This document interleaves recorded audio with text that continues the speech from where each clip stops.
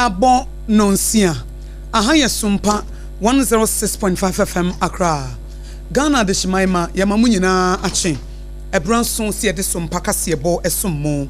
Kasiebo inam Sompa 106.5 FM Accra no. Esanso nam ye headquarters ewo Kumase. Na no eye Sompa 93.1 FM ewo Kumase. Sanso na yiko 100.9. And also ewo Kumase. Adam Fopo Radio ewo Paris France omunso Fakasiebo yi. Sompa 101.1 FM ewo Takwa omunso Asomubi. Takra de Sompa 103.3. Tachimai Sompa 106.1. Sunyane Sompa 98.9. Nkranza Sompa 90.7. Doma Sompa 101.3. Mankasim ya Kingdom 106.1 FM. Decoder so a Sompa FM Facebook Live. Who follow your Facebook page no like your page no na wa share. Ebribia bebia no abaye Sompa 106.5 FM Accra. And a YouTube live and also a Sompa FM live. NT Bomodia Sawoni Yabeko Nakrana Woho. Your website no a www.sompaonline.com. Nana KJC Company Limited and Opanunsia Kasia Bobre and Nasono Sawopa Densi Huniama Nakachi and Ubenya Endpoint Homeopathy Clinic Dr. Dubois Etunsa Frosabra.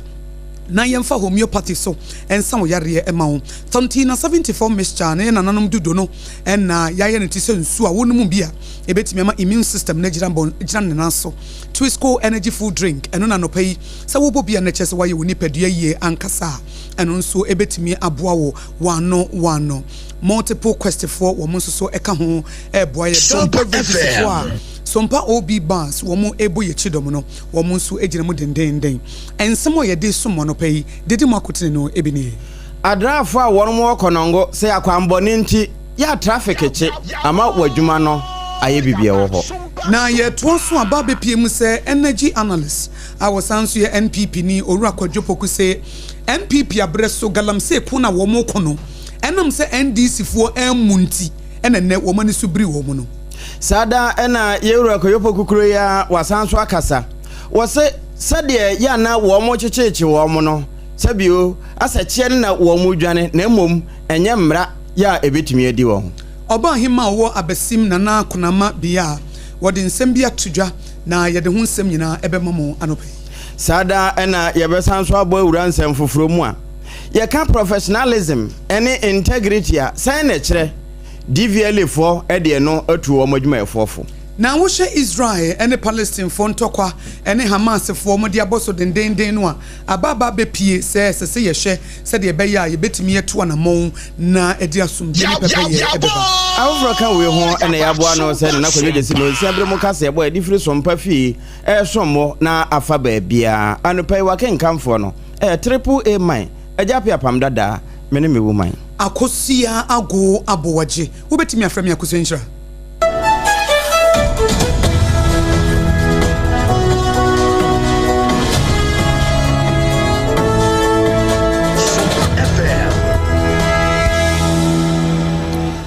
Wedie sanka ekoye enyomoto asete bia nka Black Sheriff na de bebonyom kono guzongo na we ya konongo adrafo wo mo na wo mani abri se akwambone iku wo mo enam saya so ama abri bia se traffic ya chie ni emu adwumayefo wo mo etwam nyina se be yempo na school fo be brebre wo mbe tware kwan no akosuku abri bia late na wo mo yo ni nyina ya akwambone e ma traffic che ewo mpotem ho na no ena adrafo na eche se wo hwe konongo ene na afa titru efira akrante ebesa junction kwa kosi agogo junction ho nyina da ya na traffic na che na we de won be srada won ma ka bi ebam ene soafo hwe akwan ne akwantempo ho nsem so won hu konongo mobo na wo makwan won mu nsiesie ma won na fa no e ka ho pa na ma traffic ne che because cars na every cars need to meet to aso e bia be makoma ko so ya sukure ofri o ha ko odumasi amepongo a do be den ene watima speed car 20 minutes aso ama traffic ache kwan na ma traffic nechi and the problem we hold man kwan na ma traffic nechi so metimi do munya kwan na maye e be bezisu no mu bie kwan na mu maye ade so o tietu atokuro ne de but e fiti anu fa police station che ha no nyina anya e che a hon na ga mafo nyina anam e so hon mo nya e ko hospital kwan ni nyina ba bia no eye Ghana kwan de wa woni tua yɛmpanyinfoɔ no wɔn ne tua dɔm yɛ yɛn nti yɛso yɛhwɛ wɔn. ɛno ɛyɛ adraafo a wɔn wɔ kɔnɔngo ɛna ɛkasa sɛ sɛdeɛ traffic ɛsi kyeɛ na deɛ nam so ɛma traffic ne kye nti a yɛana adwumayɔ koraa ne akɔneabadi ayɛ den no ɛyɛ akwanbɔne mpanimfoɔ hu wɔn mmɔbɔ. ɛkwan ne deɛ no kwasɛm ne ɛnyɛ koraa tutu ayɛ basabasa nanso adwuma a wagye ato ho so ɛsɛ sɛ ɔyɛ no nti wɔammoa passengers no a ɛnyɛ ye nka nyɛ sa nka nyinaa ɛpɛ sɛ nka yi yɛ kaa afiri kwan no so wɔsisi a na kaa no spare parts na ɛsɛ ɔkɔkɔtɔ ɛnso wɔtu ho asi wɔ sɛ ɔyɛ ɔman ba no deɛ ɛsɛ ɔsom ɔman nti ne ɛnenam hɔ saa ne deɛ kwasɛm even sɛ obi yare sɛ obi koraa yɛ no operation ade ne nam so a gye sɛ first year nko a de wɔ a wotiri mu ɔtene na anwe nipa no abɛtumi de second year bɔ so yɛ nipa no wɔkam ɔbɔ bena na waa sɛ bi wo drive no wate sɛ ɔbaa ebi ɔbɛwa na yɛyɛ no surgery kakra na ɔtimi no ɔpida ne mu na ɔteɛ mu a wontimi nkɔ nti kwa no deɛ ɛnyɛ koraa hospital no deɛ nkam fact hospital kɛseɛ wankasa otiri ho a yeyi wɔ yibɔne adraafo a wɔn wɔ asante akyem central ne na afa yɛ akɔnɔngo ɛne wɔn ahenkuro no na wani abere sɛ mpanimfoɔ mmoa wɔn akwanbɔne no ho. Meka wo sɛ Nana KJC Company Limited anɔpa no nsia kase bɔ na wogu so a wotie no na energy analyst wɔsan so yɛ NPP ni din ɛde owura Kodwo Poku wɔde nsɛm bi ato dwa sɛ bra NPP fo ɛwɔ aban mu no sɛnea NDC fo bɔ wɔn so boɔ ɛfa galamsey ho no wɔn anta wɔn akyi akasakasa bebrebe dwa wɔn num sɛ deɛ wɔn ba so wɔn de na wɔtwe pɛ ɛna betu galamsey ase no ɛno nti na Ghana fo mpɛ sɛ wɔn bɛte bibia every NDC fo hɔ ɛsɛ NDC fo wɔ position no ɛbra NPP fo yɛ wɔn afamu deɛ sɛ bɛyɛ galamsey bɛba fam no wɔn anta wɔn akyi wɔn bu nanimtia wɔn kasakasa tiai ɛna ban kasa state of emergency kyɛ sɛ NDC fo dwa wɔn anum a te sɛ deɛ sɛ kɛ yɛde tumi ne ma wɔn na wɔtwe pɛ enka galamsey kura be free Ghana nanso wɔn ba yɛ ne yɛhwɛ ave na galamsey no yɛ aban awɔ hɔ a emfie nwɔtwe aban ba ko ntimi mfa bosome yɛ ntimi mfa bosome nsia ntimi nyɛ no osi we ya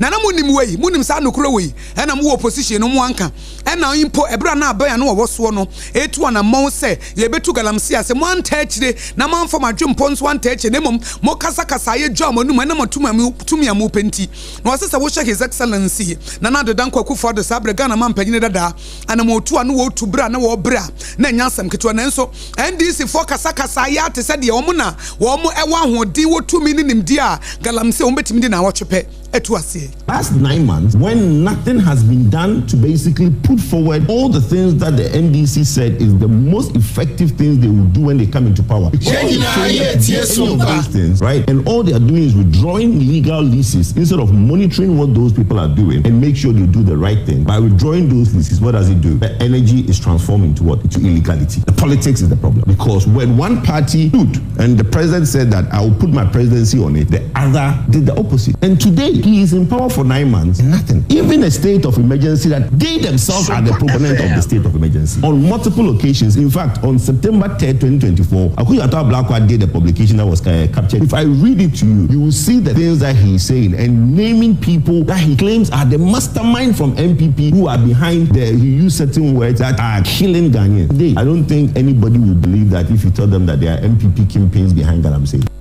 We any yeti ye owura Kodwo Poku or your energy analyst was answer MPP ni and I watch him a kwanya NDC for bu galamsey kon ana his excellency na nado danko Akosua the war kon wo mu bu nanimtia kasa ho ate sade wo mu de wo mu de na wo chepe betu ase enso ene ye koye ni mu a bosumi nsia bosumi nso ye hu ne ekoso no enu nti wo hya enema ekoso no a na eyatete wei ensem a wo de tudwa sada ana wa mananso ho wasanto aso bio sɛ aban a wɔte agua so yi sɛ anka wɔbɛhwɛ paama emra na yɛ adwuma obi asom a emra no bɛfa kwan ɛsɛ ɛfa so na edi woni no na temamufoɔ nyinaa hu sɛ de emra ne te no nyɛ saa na ɛkɔ wo hɔ abon sɛ yɛde mmɛma kentirawa sɛ yɛ polisi dom ana sɛ pereti ne karetifoɔ ne yɛde aba bɛsoa woni no ɛbɛwie na yɛde sikabɔtene kɛse bi ato ne ti so sɛ bɛ condition abra sɛ de ɛwɔ sɛ emra no ka no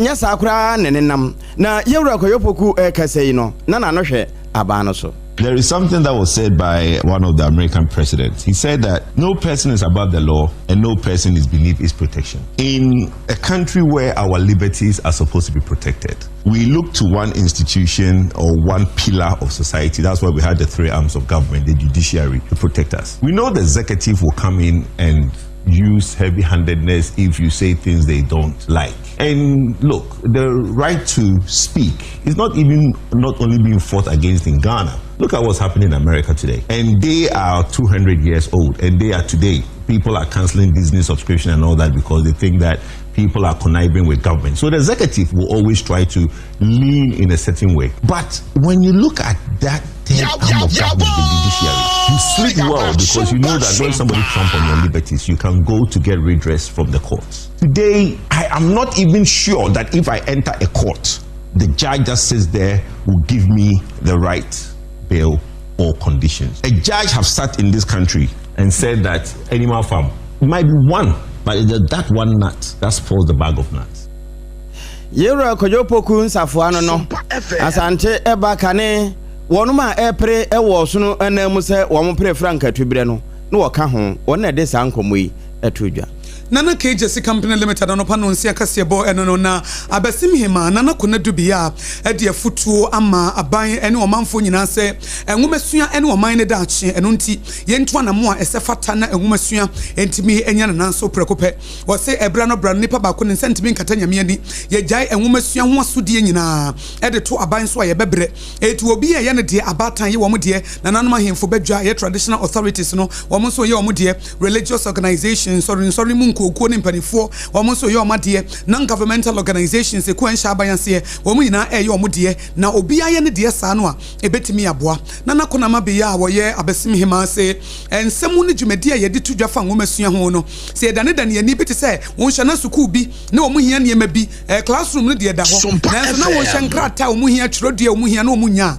ese se omo mabie na no nam so kra ma wono kra no wo hu se enkoda no nya exercise books ne erasers ne pencils ne sharpeners no a enkabebo apa etu onu ankasa etu anamon ama wokoi ama niema etimi bo adesua no wasesa dodo no a ema basic schools beye ensia ode ne nyina ankoche wo mo efisi ogidi se enwomesua asodie ene ne nkanko no enye nipa baako ene betimi aye enkwala no ye ya ho wahoa mene matena nkonwa ene me ba berima kumi achia ye ya ho wahoa se enkwala no umetimi esua ade free kindergarten eco class 1 intina ye ba no pay ya ye ba ye be show mu kwan na etu omufo se na be ye ombetimi yere omo ho asua ade no makọ anim se na be ya da achesi ye ni ho a omoso be ba betimi aba be hye ya nan ti enu ti ene ye ba ha no pay ye the books pencil eraser sharpener and the brew and our drinks a bed warm quite be so because and ya ufo ni nyina and the wosika or multimedia books edema or mama and abisim hano so your educational fund or has say it is a enkwala no and ya ufo ni nyina so ni tua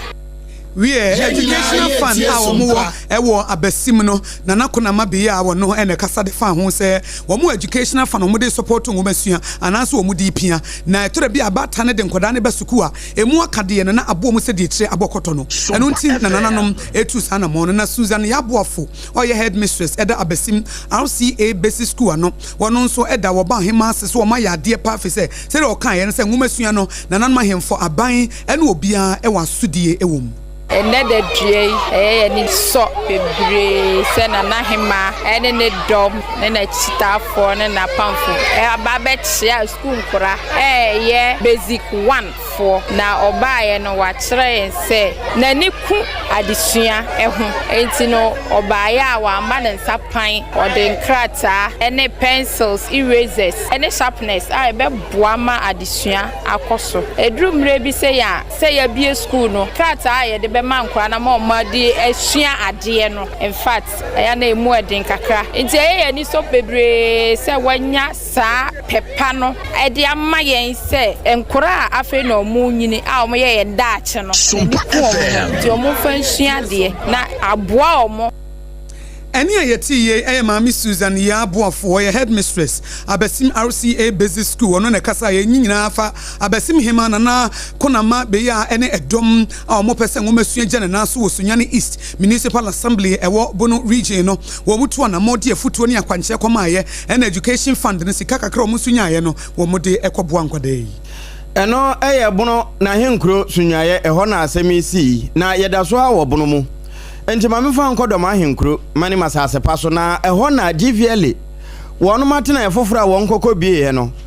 Honorable Lawyer Joseph Adeakwa wokokasa awase na eho no wo chese no kwasem ni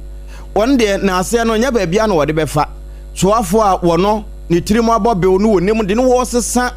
ahyan ne eho akobadie na so eho ama nema asesa ma sesi e DVL adwuma no wo ma bie e wodoma e ade a wo no masu ache na twede ampon atene han ni ade a kire wo mo na aban e ba so enso apenso e na wo mo hu saa de fefei wo beda ewura bukari nipe ene ne doma se papa na emom de aka akire no e yetemamufu a wo mo de sa japade abre wonde wo mo nso betimi ayato aso. I wish to commend the Honorable Minister of Transport, Honorable Joseph Bukari Nipe, for his visionary leadership in transforming the transport sector. Your direction has positioned DVLA as a modern, customer-focused institution that delivers services with innovation, that determination to serve Ghanaians better. To the staff who will be stationed here, I urge you to uphold the highest standards of professionalism and integrity. Let this office not only be a symbol of access, but also of quality service delivery. Eno bono manta na so afo Honorable Joseph Adeakwa Esquire ne kasa ye wamodehye na ewie ye no na bankrache pani a wo doma central ene na afa Honorable Dominic Adumamiyawo wono nso de ba beto so se wono nso de ne na ase no ebe ma Honorable John Adujak ene ne NDC aban se wo mama sa ni so ade huni atumi abam eno achi wono mo ewo ahyan anwumakuo no mu te se GPRT na afoforo eka ho obibia mfa ne ho nhyem esanse se won be registration wo kai ana moto ho a wo man kogo so age wo mba sunwane nte na wo manya bi no wo mo mfa sa di nye ho e man fa so papa bi mra so ya de accident kese pa le ya de bema odonyamfo don come edija se ne pensui on ye minister kabom ne ba pre amanne doma mfimfiri mantem ha yenya DVLA office wa lokre doma mane doma east doma west ya bre da biara da ya to shen ne pese ye ko lance se a yanko sunya na ye ko go so oyade a ahai enam so ma akwansha bebre ne etimisisi emra ye ko akolanse se ka eninti sa office ye yenyen osondomafo bo pa na de mekandi se yenyina yensom na yenyen ye yenya bi wo ya ha enti hu mfaso de wo so se betu ka de afri ade akosunya na go so se eni a woti ye ne mfoni a ye twego wo Sompa 106.5 FM Accra no Honorable Dominic Adumamiyawo wona ya bankrache pani de madoma central abato mpesua no na ewie ye na mrahye badwani Honorable Kwame Adujak John wode ne de ba beto so no wo chese sa japade abai wo bibia mfa ne ho nhyem se de beye na esomfa so no ebeba ma doma man ne bonoman ne nyina ye ka doma east doma west na doma central sanse ye nyina ekura hempon baako politically na nchichemu abade nanso se ye ba ye traditional eno ne bo doma man ho na yetimi yele aye yodi a na ye nyina eye nipa baako midim befe se yakwa bre ewo DVLA officer ye pen doma na atimi aserve the three adjoining constituencies no ekono afriasia cha na mo madawro obia ne na didaso ane ade a odi na ni sususo opeso ya Doma Central MP Honorable John Kwame Adujak na ote ne nkatwa atoyi Kasebo wuti fi Sompa 106.5 FM Accra Nana KJC Company Limited wo bema ba ekoba simprimo adansie hu niema chance ko wie na kachi na wubenya baabi akoto adansie hu niema wo hye wodan ase na wawie baabi abrochirefo nyina pe obi ama na sidi dan ya mo a wo se ekoba simprimo mo nko wo nchen na mo ne nkwohwehwe nkomo no ma free consultation na yentufo yamfa free delivery so enka ho ekoba simprimo ama adansie no ayefo ayemre yes adansie mu niema ne ye papa na ne boda fom say na do say plywood say building wires say cement say iron rod say roofing sheets ni nyina nana KJC company limited ni enti hye so general building materials de na kache wo depo akese wo Ghana ha mantam de nsia ni nyina wo bo adwuma na nana KJC se yemfa nto manfo anim se mo beto adansie ho ne ma na mo de egu ho mo so akire beba ba beje enema ne timi gu ho abeya afi emfie mienu se sa de no watwam wo beto ne ma no asesa wa de na ade ko mo ba no mato adansie ho ne ma wo nana we de medicine to ase eti fagu ho ma me enema ne timi gu ho abi wo kora emfie mienu wo ko chinchiri ya no abanana me ba beje cement no me ba beje iron rods no wo se san hye no watwam wo ba wo to wo ne ma no anu asesa wa de na wo de ko eko ba simbri mo se adansie mu ne ma papa ene wo de ama wo ene ma basobonti ene wanya trailer ne truck every Central Steel ho outstanding services 2023 enkra ne kuma se wo betimi afre 02043554040 02043554040 na wodem endpoint homeopathy clinic Dr. Duboatin efie beye dunso ne akire ene odi homeopathy aye adwuma e wo Ghana ha eti bra na yemfa homeopathy so na yare aye krankro yare a amo aye mre yare a amo aboho yare ama wo nipa yo nyina efiri wo no yemwo ma bibia enkoyie die di kan emane mema mopa wo momra ye fa homeopathy no so ene hwehwemu ni research so eboa wo ye obema na prostate issues enlargement here eno so bra ne fa homeopathy so emo premature ejaculation emane mema we die mema die mu pa ne wo premature ejaculation ne die ne de 30 seconds Mr 1 minute ne de ato wo no sa reproach ne bra ne fa homeopathy so emo nerve diseases kidney issues liver emema so low sperm count no wuti ye wo ye ma hyewo wudu hospital yes obema na nkwamo no wo mu womuni ni ahoden eti wo ye de wontime nyim moyire sa tete no fa mani ncham kura bra homeopathy na endpoint homeopathy befa ni nuroso no de aboa wo nuno no nya bi wa bonten Dr. Duboatin emfiedu nso for United Kingdom bedru Ghana ene obo ne nsese e wo spenters kwa no so baby afre ho shell signboard no wudu na busa akwada kura sa mepe endpoint homeopathy clinic obekire wo ena baby afre ne shell signboard ne ho no a sa wo komasi akro no mabo ahia na se endpoint homeopathy clinic fra Dr. Duboatin ebra physiotherapy ene massage no benya bie e wo 0244 867068 0244-867068 and 027-423-4321 027-423-4321 na with them na Promasidor at the Twisco energy food drink no aba na Twisco energy food drink no ye ni ho agrokra etikika ho na anope se wo pe chocolate se wo pe vitamins ahoto se wo pe delicious se wo pe enafotoa ya kan nyina bom ene ye fa ne Twisco energy food drink vitamin C D iron nyina biwom enti good morning Ghana for your church manopay na anu asompa kopie dome market na agro no poso behwe Promasidor for Twisco yi se wo mu chebie ni wo bi a wo twam trotro for taxi for shop for ma ho muton ade wo bi a enya Twisco ni bi enomoye enti Promasidor wo mu di yachi emye ko dome market enti kanashi fu e mu ntwan ye ne yeba kanashi market mu ntwan ye na Sompa OB bus ne ye de toamo na mu nso Twisco energy food drink no mu nso manum bia so bia hwe na unya ba Sompa OB ba jumedi na bia free na wonso waso binti Twisco energy food drink enso de enso na wo de ya wono Twisco power your dream na sa wo kaye na nanu ma dudo no ha man ni nubuna na no mo de adwuma no ade ba ko ne yanim se nam so wo no muntie bi kratimi nya 120 years ne se ba kokora ntunto fom na enso ne na amafo wondu ba bia na ade achi na me yare na ade achi na me sisi na ade achi me da ho eti se de tonti na 74 na T74 no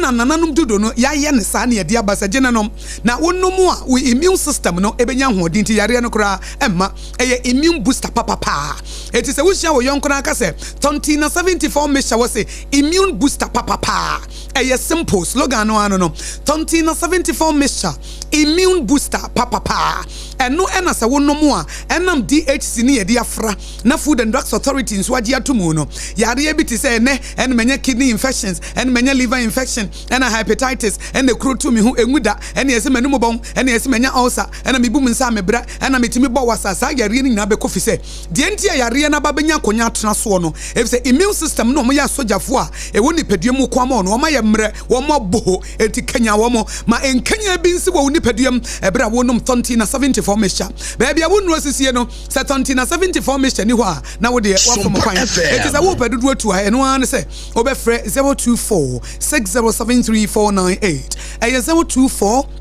60-73498 and a 050-1678931 050-1628931 now with them so pedu to Okanshi drug lane and a Kumasi Ashna Colina Heba will benyabi Tantina 74 mixture T74 immune booster papa ya humeso yaba yedidia kanyina ebetwaso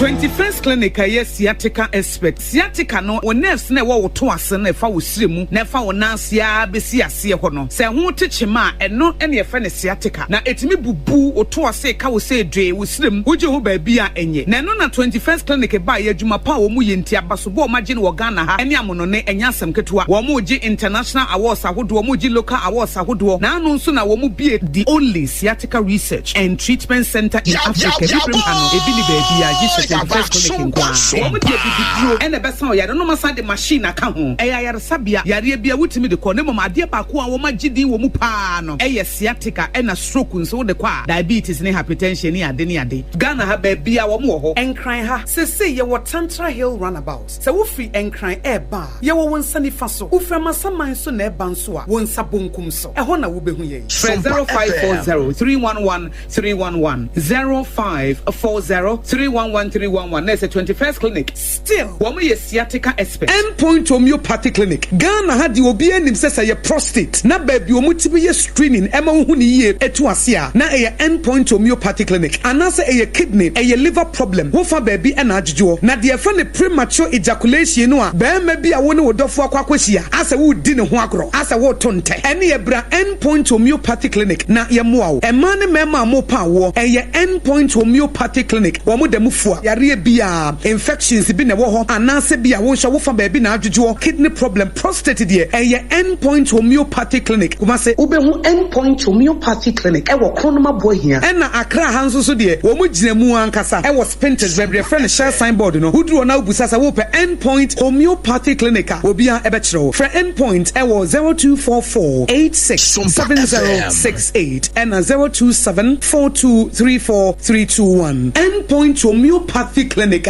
wo mu dem Ewra me pacho bra na me hwa de wo bagi bra aden enen so biem tam heba me hye ya me ka se yi ba akun ane wayi me yensen bra sanya tam heba me hya esia gyimi ni me fiefo enya de abako ebeso yen we de udi se ofa ni nyina time heba me hya me ka se me di one dance ya heaven ene de me kwa akopie enti se malaria we draw ne time heba mixture enye enunku o de nanum ato a wontimi ani die no time heba mixture duro no ene ye ma o oba a wafa afuro de o ma akwada nofo ene akwada woni mfie dumienu entimi num aduro yi bi se obeto aduro yi bi anoma hwe se wakọ hospital anase lab am ye hu se wo atridie malaria yi bi ansa se o petam heba mixture enu dudu atu a fo ani kire KNG Herbal Center ewo Emrom Abidjan House ana ba akoso wo atonsu Monaco Junction eno echi obenya bi atowo over the counter medicine sellers ene herbal shop dodo na emu Fre 0244 417669 Kayo set time no TIME time herbal mixture afi malaria fever bi adani ziba ewo mu no betu akọ FDA agi adwade nkratu yi atu na fa na moko Yekoye training wa garden ni na me pray ne mama javelin oh sa na plate no so mama enye plate o discus ye training efise ye bese ye inkunim difo mo asemunim se ansa na mo bedi nkunim no mo hia hodin bebre se ye chocolate taste ni tu nchen a ene fota what Swiss comunu kra energy boosting vitamins ni minerals a nkunim difo se moi mama ye dase me mo freya pom di hu hia me Swisscom, power your dreams. FDA aji ejedi yin krato yato. Tontonte. Yanum sani e fadwen. Ne e fadwen mpa. Say na nim se brebi beba ama tontina 74 upa ye ne simple. T74 abeye adru. Tontina 74 ana T74 asa twe ya dwene esina nanom dodo so. Se de na dodo bua ma na nanom enyare basabasa no saa na tontina 74 ana T74 ebu anipadua no. Emo immune support enti obi onum bie no abrebia ne ho den. Tontina 74 yin so ya ye no se nsuo krokrowa kama enti ba bia wonam bia obetimi de wade akọ. Samene wa anka fi na ekroyi eda no nko na wie ye wa bra mennom T74. Se mennom tontina 74 menya hodin mennom ne da bia. T74 yi eye hahama ene ye de aye na DHC ena aframa na ye kama saa no. T74 ahoden ni apomuden ko a. Wokọ pharmacy ana ba bia to no bia ubenya tontina 74 yi bia to. T74 yi enye ma oba wa fafuro ana obi a oma nufo ana se obi a onya mfie dumienu. Eto phone 050-162-8931 and 0246-073-498. FDA agi ejedi nkratwe atom.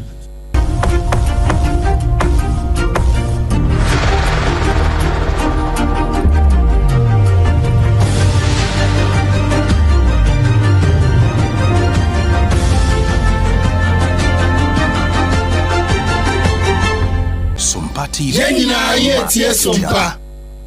Ema katua papa ampa abusua ma yemfa nkwa amanone na yenwie kase no. Israel ne Gaza wono montokwai gina eda so aginam empompanimfo ani abra wo mo pa ho chewo kase wo mo asundwe mra no. Saada no kura na wo mo sankanya won ho. Sesi Israel wonku ye kura Palestine fo be se aduanan de wahye wo mase ene se na wo mpesa asundwe mra no na oba refugee camp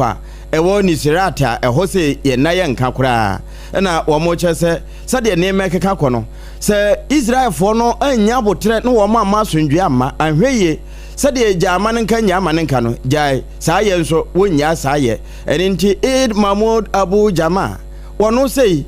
wo ye be se bosome fani ewie no anso ho ena kan yo ne city nso wo masa akwa akoto bia to ho ama sesei enkoda nyina ne namano ama nkura binum kura wo ho a sabi kom ena ekun wo mo na Saudi Arabia wo mo former foreign minister Prince Faisal bin Farhan Al Saud wono nso ena efre wiase nyina se wo mo fo wo manu ntum ente sa Saudi ekeka kono anhweyi ede ntokwa eni akire ena besa so aba Kasiebo no wasi ensemede sum monopai tete makotine no ebi ene oru akojopoku a woye energy analyst wosanso MPP ni wasi MPP abreso okompa no wo mokum editi agalamse na NDC for de wo manu si ho ebu nanimti asese de wo de wo ba wo de na woche pe ene betu ase na enso wo ba ye kwabosum nkuru wo mani su ebri wo mu eno no wasanto aso se be na nkamra be ye adwuma de broni friend prosecution de bi o arrest na eno nso hwan na ye wo de aban wote so yi yene de Kasiebo isumo no pay eyeme Akosua ago Aboagye mene medoba triple man Odehyieba Apam Daa Kasiebo every Sompa 106.5 FM Accra no efa your headquarters Wokumase eye Sompa 93.1 FM ayiko ye 100.9 Paris France Adam Fopa Radio